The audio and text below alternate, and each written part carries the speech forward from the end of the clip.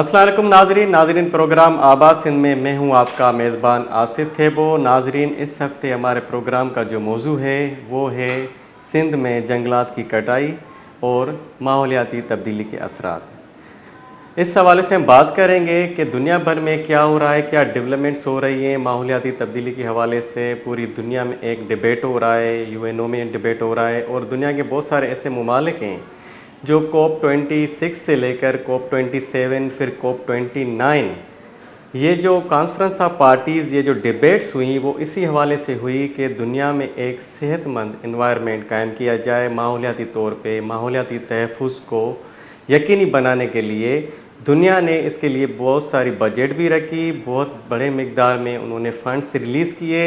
लेकिन अगर पाकिस्तान में देखा जाए तो 2015 में पाकिस्तान को वर्ल्ड बैंक की तरफ से $3.8 मिलियन की ग्रांट मिल गई। उसके हवाले से भी कोई डेवलपमेंट नहीं हुई, क्योंकि वो फंड्स कहाँ गए, वो ग्रांट कहाँ गई जो $3.8 मिलियन की जो ग्रांट दी गई जंगलात को बेहतर बनाने के लिए, फॉरेस्ट को मज़ीद बढ़ाने के लिए। क्योंकि सिंध ऐसा वाहिद सूबा है जो अपने साहली रौनकों और सकाफ़ती वरसे और वसी मैदानी इलाकों के हवाले से बहुत मशहूर है। ना सिर्फ इतना ही, लेकिन सिंध के जो कुदरती वसाइल हैं, ख़ासकर जंगलात जो बड़े पैमाने पे काटे गए हैं। अगर देखा जाए तो माजी में इतने बहुत बड़े मिक़दार में जंगलात होते थे, कश्मीर से लेके केटी बंदर तक सारे जंगलात होते थे। एक तो दरियाई जंगलात होते हैं, दूसरे समंदरी जंगलात होते हैं, मैंग्रोव्स होते हैं, तीसरे एक नहरी जंगलात होते हैं। ये 3 किस्म हैं जंगलात के।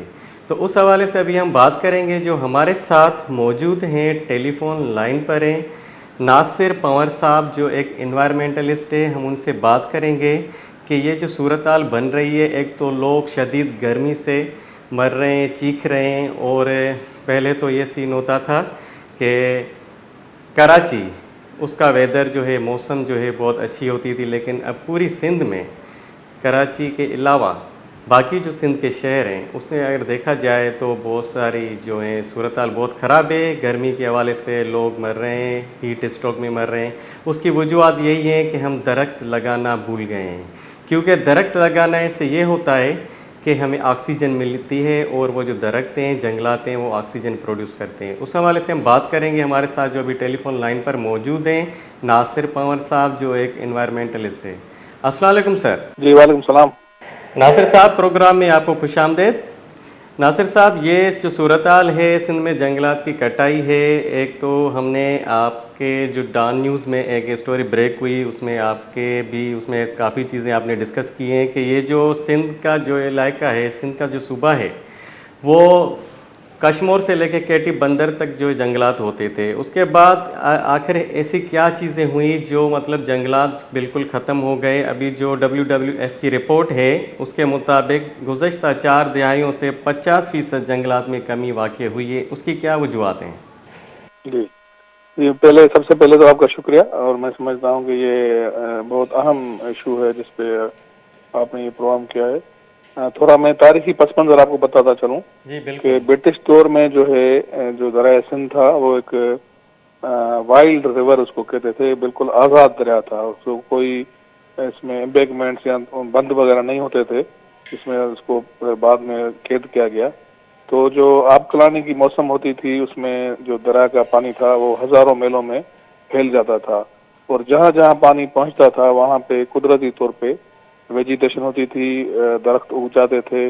और इसी प्रोसेस के बाद जो है ये सिंध में जो कच्चे के इलाके में ख़ास तौर पे जो कुदरती फॉरेस्ट जो है, जंगलात जो है वो वजूद में आए। और वहाँ पे वेजिटेशन बहुत होती थी, मीन्स घास भी बहुत होती थी। तो वो जो लोग होते थे मोस्टली उस वक्त जो गुजर बसर था लाइव स्टॉक पे ज़्यादा था, तो वो जो लाइव स्टॉक वाले जो लोग होते थे वो अपना माल जो है वहाँ पे ले जाते थे, और वहाँ पे उनके काफ़ी मतलब खुशहाल इलाके इसको कहा जाता था।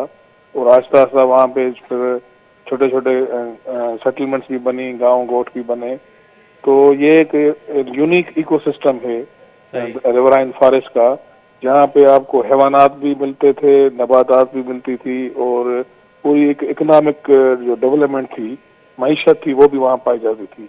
اور وہ جنگلات جو تھے وہ اتنے تو گھنے تھے اور رچ ہوتے تھے کہ اس میں ہمارے ہاں جو مختلف وائلڈ لائف کی اسپیشیز جو تھی وہ بھی پائی جاتی تھے.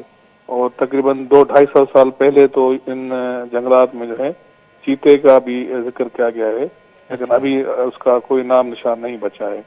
تو صحیح. گڈو بیراج سے جیسے آپ نے کہا کہ گڈو بیراج سے سمندر تک تقریباً 865 کلومیٹر کا یہ جو علاقہ ہے, جو کہ ذرائع جو سندھ انڈس ریور ہے پانی کا جو آتا ہے, تو وہ اس علاقے کے لیے آب حیات کا درجہ رکھتا ہے. اور میں سمجھتا ہوں کہ جہاں پہ سندھ کی زراعت ہو اور انسانی ضروریات ہوں اور جانوروں کی ضروریات ہو, تو یہ ساری اسی علاقے سے پوری ہوتی تھی. اور یہاں اسی دریا کے جو جہاں اختتام ہوتا ہے وہاں پہ انڈس ڈیلٹا ہے, جو کہ دنیا کی 5ویں بڑی انڈس ڈیلٹا کہی جاتی ہے. اور اسی یہ جو ڈیلٹا ہے ظاہر ہے یہ جو سیڈیمنٹس دریا سندھ لے کے آتا ہے رہا ہے اربوں سالوں سے, کیونکہ ڈیلٹا جو ہے وہ کوئی سالوں میں نہیں بنی, 1-2 سال میں یا کچھ عرصے سے نہیں بنی, یہ اربوں سالوں کا ایک عمل ہے جس سے ہم نے سمندر کو پش بیک کر کے دریا سندھ میں یہ ڈیلٹا حاصل کی ہے. صحیح. تو جب تالپروں کا دور تھا, میروں کا, میر جو تالپور حکمران تھے, انہوں نے فارس کی جو ہے اہمیت کو پیش نظر رکھتے ہوئے اس پہ خاص اٹینشن دی اور اس پہ توجہ مرکوز کیا, کیونکہ ان فارس سے بہت بڑی آمدنی اس وقت بھی سندھ حکومت کو حاصل ہوتی تھی, جس میں خاص طور پہ لکڑی ہے, کوئلہ ہے, اور جو گم وغیرہ ہے, شہد بہت بڑے پیمانے پہ حاصل کی جاتی تھی شہد ان جنگلات سے, اور جو لائف سٹاک وہاں پہ ان کے لیے چارہ بہت ملتا تھا. تو یہ ایک اس وقت بھی تالپوں کے دور میں بھی ہمارے ٹیکس کی آمدنی کا ایک بہت بڑا حصہ سندھ حکومت سے حاصل کرتی تھی. اچھا اور وہ ناصر دوسرا صاحب, کی جی پاکستان کو 2015 میں ورلڈ بینک کی طرف سے جو گرانٹ ملی تھی $3.8 ملین جنگلات کی دیکھ بھال کے حوالے سے, اور جنگلات کے انتظامی, ماحولیاتی اور موسمیاتی تبدیلیوں کو مد نظر رکھ کر, لیکن گرانٹ کہاں چلی گئی؟ وہ جو ہر سال تقریباً 12,000 ایکڑ اراضی جو ہے جنگلات کی کاٹی جاتی ہے, اور دوسری طرف جو ہم بولتے ہیں کہ ہمیں درخت لگانے چاہیے, اور اس کا دوسرا اینگل دیکھیں تو ہم جنگلات کاٹتے ہیں. تو اس کی کیا ہے وجوہات, اس پہ کون ایکشن لے گا؟ سندھ کے جو جنگلات ہیں اس کی تباہی کے جو میجر اسباب ہیں وہ 2 ہیں. ایک تو ہے نیچرل فیکٹر, جو کیونکہ دریا سندھ کی جو بقا ہے وہ جی. دریا سندھ سے کنیکٹڈ ہے. دریا سندھ کا جو بہاؤ ہے اسی سے ان جنگلات نے جنم لیا ہے, جو ہمارے خاص طور پہ کچے کے جنگلات ہیں. تو اس میں پانی کی کمی جو ہے ہم دیکھ رہے ہیں گزشتہ کئی سالوں سے, چاہے گڈو بیراج پہ ہو یا سکھر بیراج پہ ہو یا کوٹھی بیراج پہ ہو. کوٹھی بیراج سے نیچے تو حالت بہت خراب ہے, لیکن باقی بیراجز پہ بھی تقریباً یہی صورتحال ہے کہ بہت پانی کی شدید کمی ہے. اور دوسرا جو ایک فیکٹر یہ ہے نیچرل فیکٹر, کیونکہ جیسے ہم کہتے ہیں کلائمیٹ چینج, تو اس میں پریڈکشن یہی ہے کہ فیوچر میں جس طریقے سے گلیشیئرز میلٹ ہو رہے ہیں تو فیوچر میں واٹر اویلیبلٹی اور کم ہوگی. تو اس حوالے سے ایک تو یہ نیچرل فیکٹر ہے. دوسرا جو میجر فیکٹر ہے وہ ہے جو ہماری غلط پالیسیز ہیں, اور جو جس طرح لینڈ یوز تبدیل کیا گیا ہے ریورائن فارسٹ کا, اور وہاں پہ فارسٹ لیز پالیسی انٹروڈیوس کی گئی, جس کی وجہ سے وہاں پہ فارسٹ کاٹے گئے اور وہاں پہ ایگریکلچر کو متعارف کیا گیا. اب وہاں پہ ہمارے سندھ میں جو ہے آپ کو فارسٹ لینڈ تو ملے گی لیکن فارسٹ نہیں ملیں گے, اور وہاں پہ آپ کو مختلف کیش کرافٹس ملیں گے. تو یہ ایک بہت بڑا میں سمجھتا ہوں کہ میجر ڈیزاسٹر ہے, جو کہ ہماری ہیومن انٹروینشن ہے, جو کہ ہماری غلط پالیسیز ہیں صحیح. کہ کس طرح فارسٹ لینڈ پہ ایک تو انکروچمنٹ کی گئی ہے, ایلیگل انکروچمنٹ کی گئی ہے, اور اس کا لینڈ یوز تبدیل کیا گیا ہے. تو میں سمجھتا ہوں کہ آج کل جیسے ہم سندھ میں دیکھ رہے ہیں کہ ہر سال گرمی کے اور ہیٹ ویو کے نئے نئے ریکارڈ بن رہے ہیں, اور پہلے تو ہم صرف یہ سنتے تھے کہ کچھ مخصوص علاقے جیسے جیکاباد ہے یا اپر سندھ وہاں پہ گرمی پائی جاتی ہے, لیکن اب اپر سندھ ہو, سینٹرل سندھ ہو یا لوور سندھ ہو, صحیح. اکراس دا بورڈ جو ہے وہ ہمیں یہاں گرمی بڑھ رہی ہے. تو اس کا ایک سبب یہی ہے کہ ہم نے جو نیچر کے ساتھ جو ڈسٹربنس کی ہے, جو فطرت کے ساتھ ہم نے فطرت کو ڈسٹرب کیا ہے, تو ظاہر ہے فطرت ریئیکٹ کرتی ہے, اور وہ پھر ہم اس طرح گرمیوں ناصر میں اور صاحب, یہ ہیٹ ویو ایلیگل میں. جی انکروچمنٹ کی آپ نے بات کہی, تو وہ کون جی کرتا ہے, کون لوگ ہیں وہ؟ इलीगल इंक्रोचमेंट में मैं समझता हूँ कि कोई कुछ सालों की बात नहीं है, ये गुज़श्ता 30-40 साल से हो रही है और 30-40 साल से हो रही है, और जिम्मेदार जी, कौन और है उसका? हर हुकूमत ने उसमें अपना हिस्सा डाला है। जो भी माजी की हुकूमतें हैं या मौजूदा हुकूमतें हैं, उन्होंने अपना अपना हिस्सा डाला है। तो हम किसी को भी बरल ज़िम्मा नहीं कर सकते कि किसी हुकूमत ने, क्योंकि अब कभी भी आप देखेंगे कि फॉरेस्ट या एनवायरनमेंट हमारी गवर्नमेंट की पॉलिसीज पे या उनके रेडार पे नज़र नहीं आती। बिल्कुल हालांकि ये एक एग्जिस्टेंस का ह्यूमन जो सर्वाइवल है, हमारी बका का सवाल है।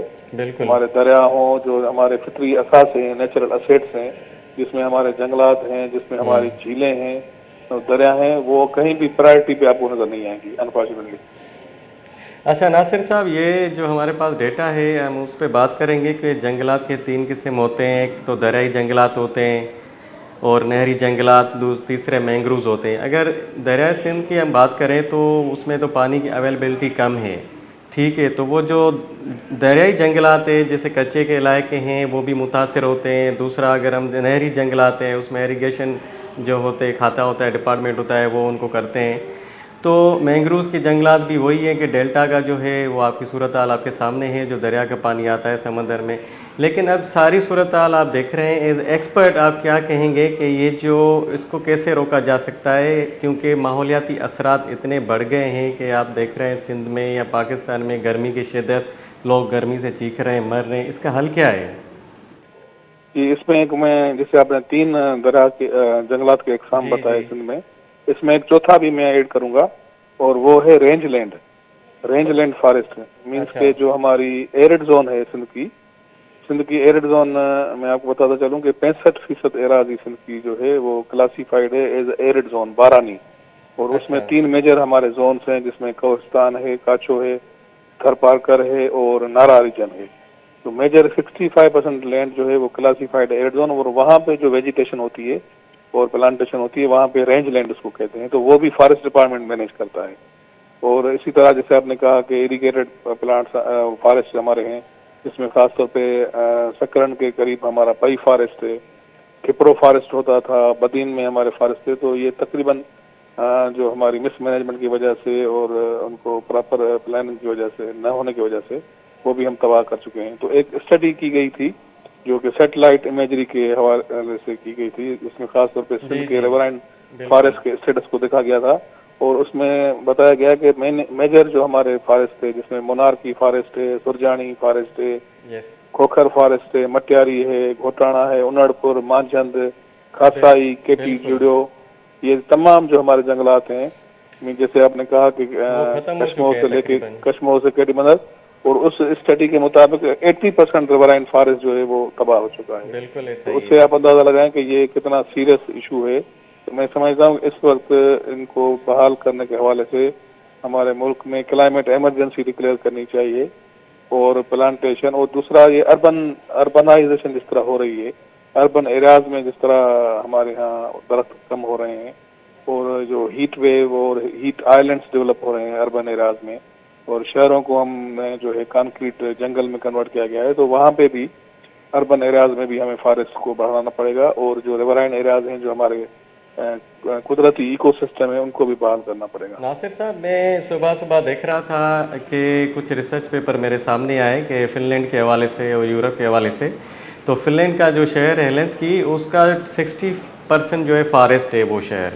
उसके बाद भी वहाँ की गवर्नमेंट परेशान है 60% होने के बावजूद भी।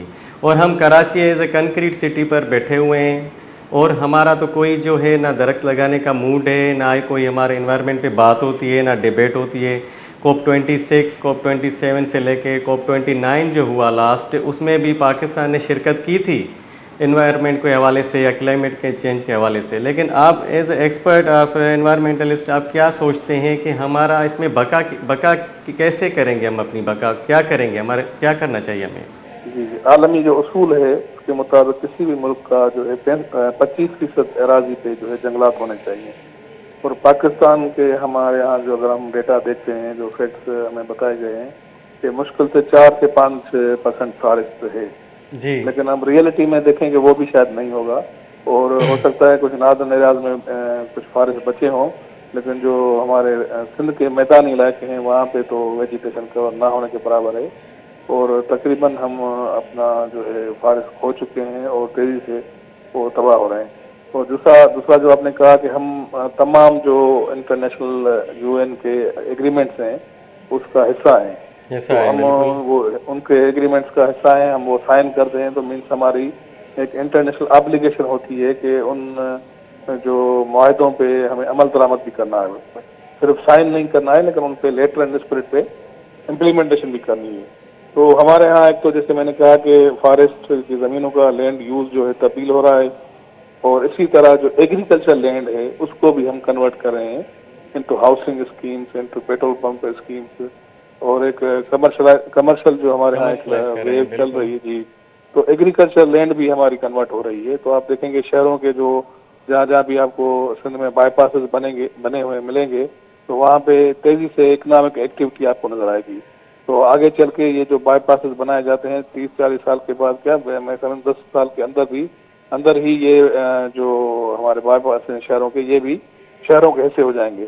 تو کیا پھر ہم مزید اور بائی پاسز بنائیں گے، مینس کہ مزید ہم ایگریکلچر جو ہمارا سیکٹر ہے اس کو ہم تباہ کریں گے، اور کیونکہ ایک طرف ہمارے یہاں آبادی بڑھ رہی ہے اور فوڈ سیکیورٹی کا ایک بہت بڑا ایشو ہے، تو میں سمجھتا ہوں کہ پاکستان ایک جو بنیادی طور پہ زرعی ملک کہا جاتا تھا اس کو ہم تباہ کر کے ایک جو ہے وہ کنورٹ کر رہے ہیں۔ یہ جو اکنامک ڈیولپمنٹ ماڈل ہے ہمارا، وہ کسی بھی لحاظ سے میں سمجھتا ہوں کہ پائیدار ترقی کے جو اصول ہیں اس کے وہ منافی ہیں۔ بہت بہت شکریہ ناصر صاحب، آپ نے ہمیں بہت قیمتی وقت دیا اور اپنی رائے سے آگاہ کیا۔ ناظرین، ہمارے ساتھ بات کر رہے تھے ناصر پنور صاحب جو ایک انوائرمنٹلسٹ تھے۔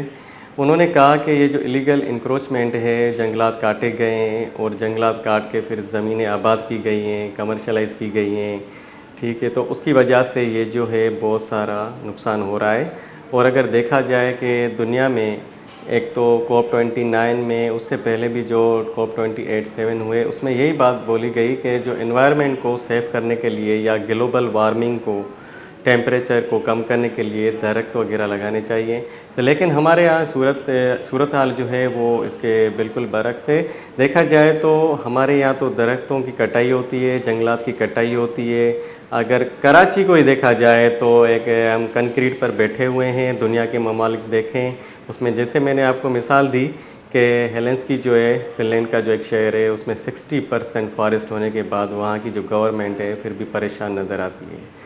لیکن ہماری گورنمنٹ جو ہے، سندھ حکومت ہو یا پاکستان حکومت ہو یا وفاقی حکومت ہو، وہ بالکل سنجیدہ نظر نہیں آ رہی۔